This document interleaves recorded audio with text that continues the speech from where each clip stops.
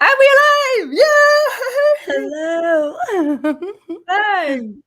For all the newbies here, my name is Michelle Mackenzie. I am the proud owner of Reflective Line Publishing and the author of The Storm Within.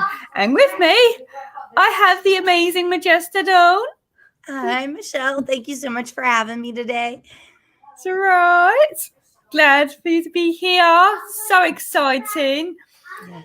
We're going to talk about your book and let everybody know so you can shout about it because it is tomorrow. Tomorrow is launch day. I've been excitedly counting down, and it's finally here. Right? Like, it feels almost like Christmas Eve. I've been waiting. I can't believe it's like finally here tomorrow. Yes. So reactions when you first saw that you've been accepted. Oh my goodness. When I first got your email that I was accepted, it was such a relief. Like I was jumping up and down. I was like calling everybody I knew. And it was kind of a long journey to finding you because I'd found another publisher that I was working with and they accepted my book, which is hard enough to do, right? Like to get your book accepted. And I was so excited. We signed our contract and they've read Supernatural SuperMom and they're like, well, they'd read the submissions, which was the first few chapters. And as they got into the final draft, they're like, but where's the romance? Where's the smut? And I'm like, this isn't that kind of book. So they canceled my contract and I was devastated because I went from just being like so excited that my book was getting published to, guess what? No, it's not. And God bless TikTok. I kind of made some TikToks about it, and you happened to find me there. Yes. Yes. It was so exciting. I was looking for some authors and I came across yours. Yeah. Yeah. Yeah. So I sent my book. Yeah. And when I got your email back that it was accepted, it was so exciting. And the whole process, though, you honored this, like you didn't want to change the story. You honored like where it was coming from, the way it was moving, and it was just so exciting to like see my story come to life without having to change some of the major parts or add parts in that I like to hear of the story. Yeah, because I think there was there might have been like a pre what's the word I'm looking for? Presumption. That because there was like a shifter in there that meant like maybe like paranormal romance and which means lots of steamy sex. Yeah. But if really probably it's more contemporary romance. Yeah, the shifter's just the perk. Yeah. The character development. The romance obviously is like the husband and wife. Yeah. It's so true. The way I'm live, go away. By the way, tell Dad evening request. All right. And that's a perfect demonstration of life for my main character with 3 kiddos and the distractions that come in from being a mom. And that's another one of the reasons why I wanted to write this book. I love all things paranormal, supernatural. I love reading those books. And there's a ton of amazing steamy romances that are in that genre that I love to read too. But what happens after the steamy part's over? You're settled into married life and now you've got kids. And it's not just about all the fun parts of being a couple, but about raising a family. And what would happen if we threw that into a paranormal world? So that's kind of where the idea for it came about. Like, I'm doing this mom thing, right? I have 3 kids. I'm taking them to school. I'm dealing with the bitchy moms on the PTO. What would it be like if I had superpowers while I was doing this mom? Oh, that'd be so cool. It'd make life so much easier, right? Just be done. It's just like a simple spell and the housework could all be done. Done. Cup of tea, the housework could just do itself. That's the goal, right? Yeah. But as Maggie, the main character in Supernatural SuperMom, finds out, with great power comes like great cost, right? Like you use those powers and they come back at you, or you have to deal with other things. So it leads to some interesting adventures.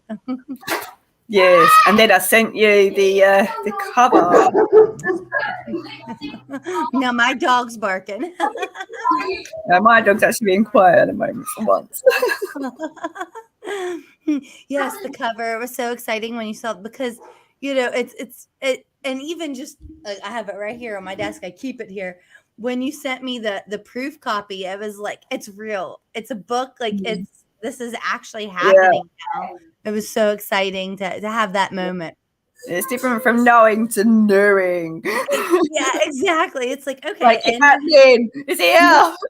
Yeah, in my head, I know it's going to be published, but to see it, to hold it, to touch it. And what was really interesting, and I don't know if I've had the chance to tell you this yet, Michelle, is I mean, my book is definitely for adults, right? It's not meant for kids, but the characters are very obviously modeled around myself, my husband, and my 3 children. Like, I know you saw the acknowledgements. I was like, yes. So the kids match up exactly age-wise and even personality-wise with my own children.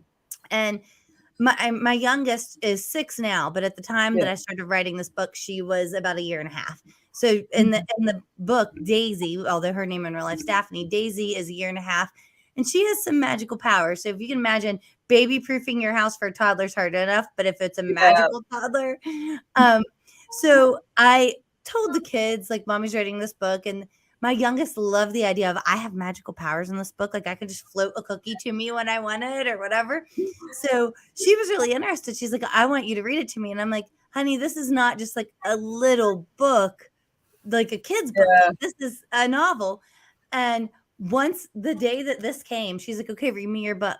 And I'm like, do you really want to sit here and listen to the whole thing? She sat there for 4 hours and listened from beginning to end.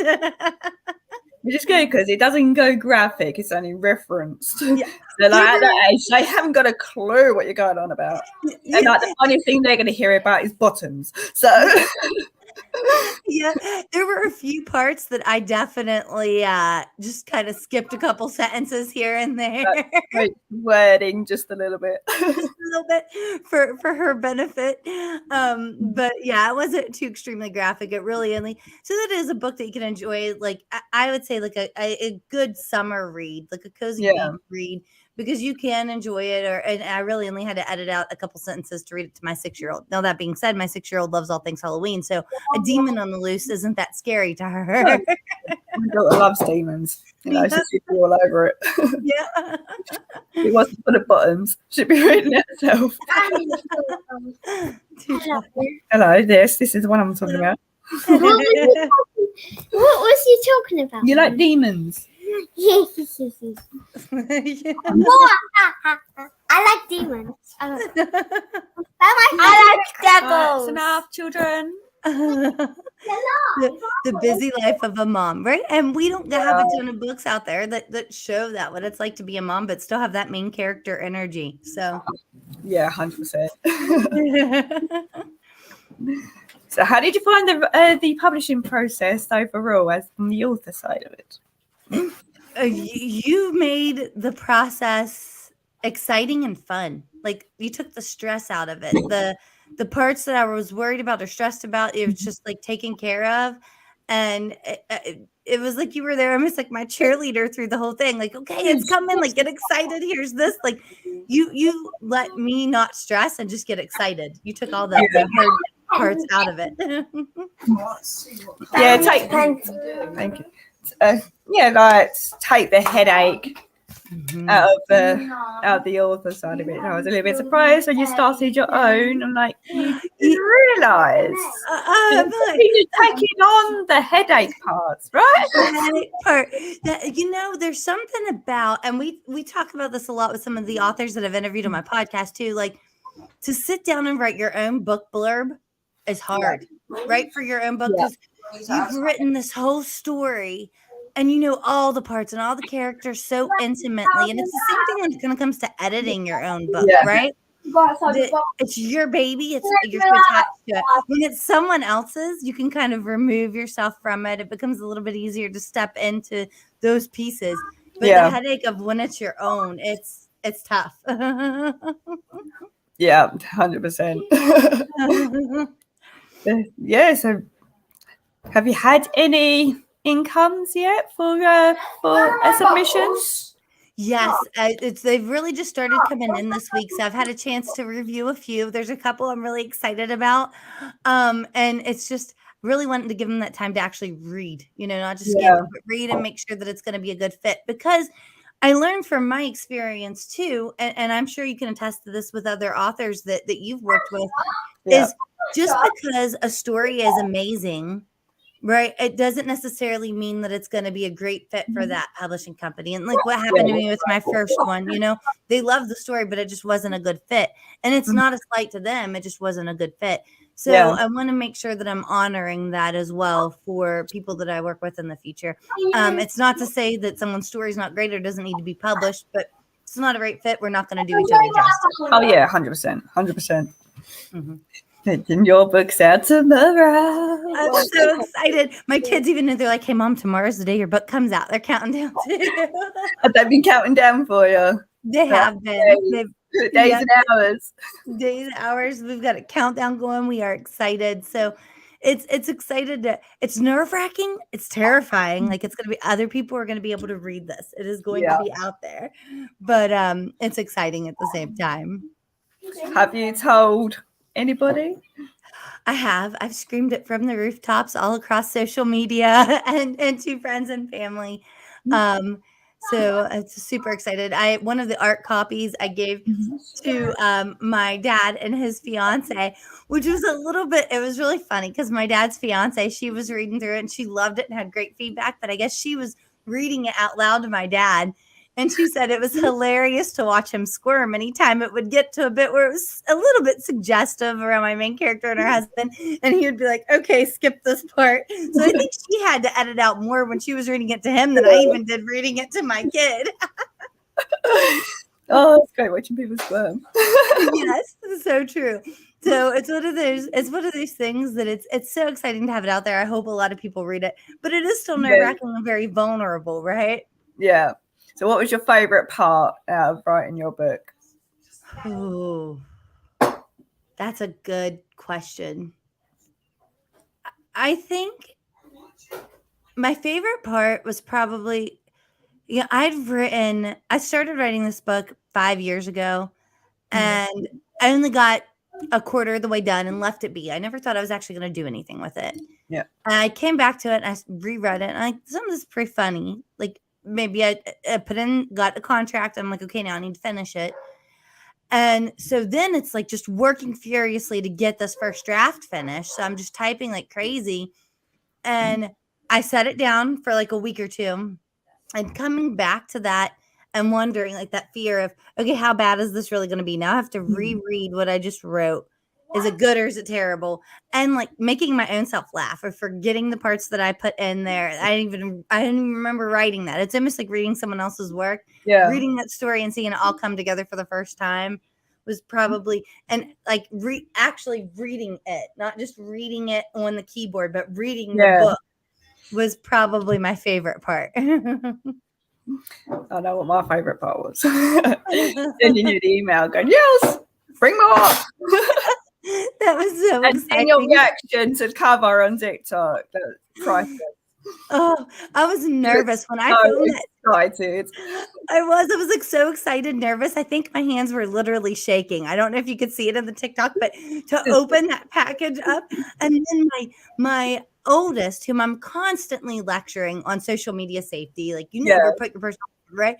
She's like, the first video I recorded, she's like, Mom, they could see your address on the mailing package. You didn't cover it up. Let me blur it out for you. So she put like stickers over it because I was putting the ghost on there. Like, that was such a nice touch. To cover up the shipping label because I didn't even think, I was so excited to open my book. I didn't even think about the safety lessons that I drilled into my kids' brains. So that's right. Maybe they've got a really blurry image on their computer. That's fine. Just focusing on the image, not the writing. It's fine. Yes, exactly right. What about your favorite part of the story? I'm trying to think so I don't give any spoilers away. Minors. Yeah, I don't want to give any spoilers. There was a part toward the end that did make me cry when I was writing it. I will say this because I have mentioned that when you use magic, anything you do is going to rebound on you in this world. Yeah. So whatever you put out, you get back. So one of the funny parts is kind of dealing with some of those bitchy PTO moms. They kind of get what they deserve. But then Maggie also she doesn't get off scot-free for cursing somebody. She's going to deal with those consequences. Was it the second curse? That Yes. Yep. Yeah, the bit that made me laugh was turtles. Turtles. Cracked me up. And start the second curse as well, but the turtles did crack me up. So that's great. You made a TikTok for my book and you did it to that turtle song. Yeah. That is now my youngest favorite song because she is obsessed with turtles. So that's how that got in there. Oh, that's cute. She plays it all the time. That's her favorite because she's obsessed with turtles. She begs for a pet turtle. So for those of you who are wondering why we're going on and on about turtles in a supernatural witchy book, you'll have to check it out to find out. I thought elephant shoes was a really nice touch as well. I thought that was really good. And that's actually based on a true story as well. And I think I gave a little bit of the real backstory in the book. When my husband and I first started dating, he looked at me and he's like, "I love you." And I'm like, "What?" Because we hadn't been dating that long. And he's like, "Elephant shoes," because it kind of rhymes with it. And I'm like, "All right." Oh, that's great. So it's kind of become something we say to each other. Like on our wedding day, we're standing at the altar and he's like, "Elephant shoes." What? I found my next to you. Oh, I haven't got it. Do Do it. you know what my bubbles is? No, I don't know where your bubbles is. And I think you're sitting on it. I am not sitting on anything, Spencer. I think I'd know if there's something sticking in my bottom. Because I'll be like, "Oh, what's poking me over there?" Yeah, but yes, it's so exciting that tomorrow is the day. Yes. What about which bits did you find harder about the story and the writing process and publishing? I think that the hardest part was I'm definitely a pantser, not a planner. And when I tried to plan or I started thinking about where I wanted to go or how I wanted a few of the storylines to work themselves out, and when I would sit down and try to force that, it just wouldn't work. So I'd almost have to walk away and then just wait until I'm like, just start typing and then see what happens. Yeah. Because there were a few parts that were supposed to end quite differently that just, it didn't work. And it was like, nope, it needs to go a different way. So what was one of the alternate endings that you had, like, ideas?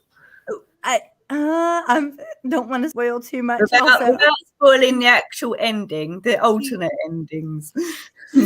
So one of the alternate endings was that potentially the threat or the villain of the book wasn't going to necessarily be dealt with in this first book.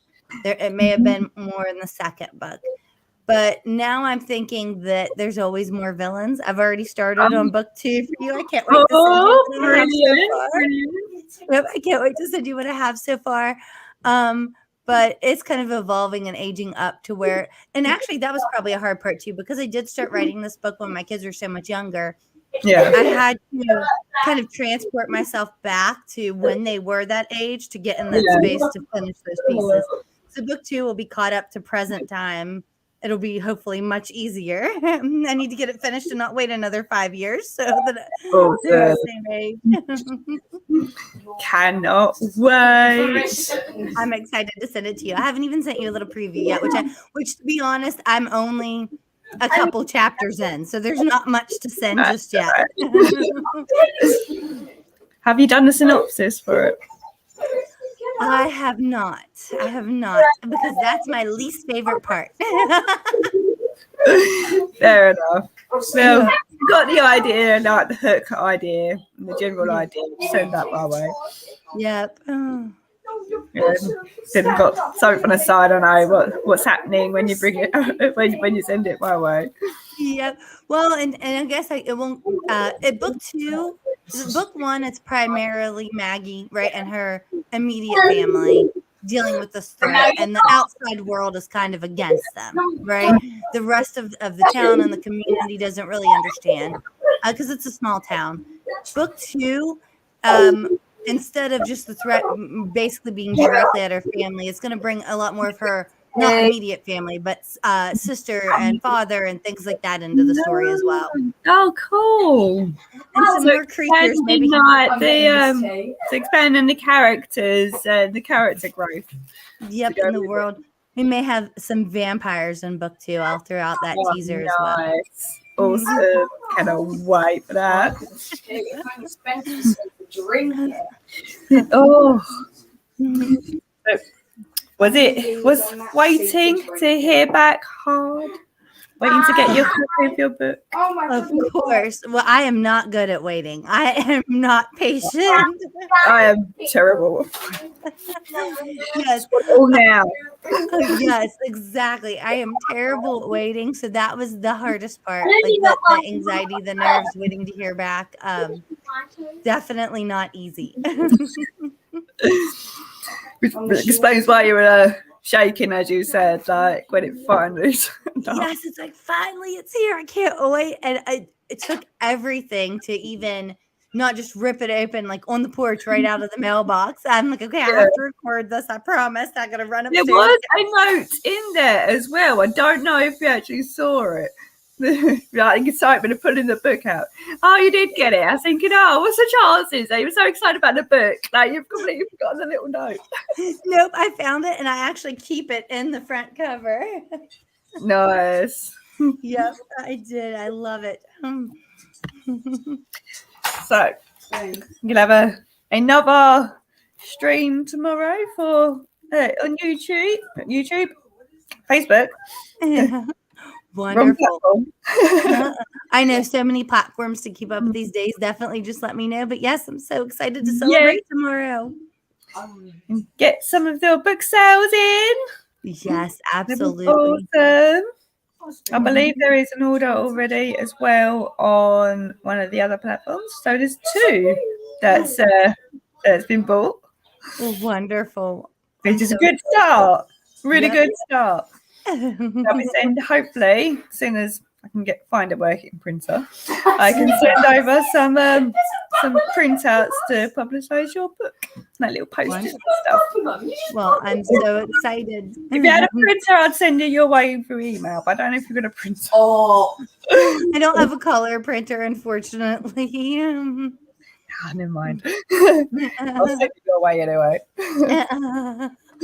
Awesome. And you get a coloured version when I'm working from printout.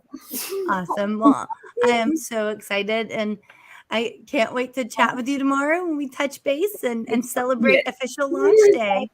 Yes. So it'll be off as soon as you get up. And I'll so like after you've had your coffee and whatever and sort the children out. Okay. All right. I'll be live most of the day promoting your book. I'm so excited. Well, thank you so much, and I hope you have a great day. I can't wait to chat with you tomorrow. Thank you. It's so exciting, and I'll see you tomorrow. Thank you so much. See you tomorrow. Okay. Bye. And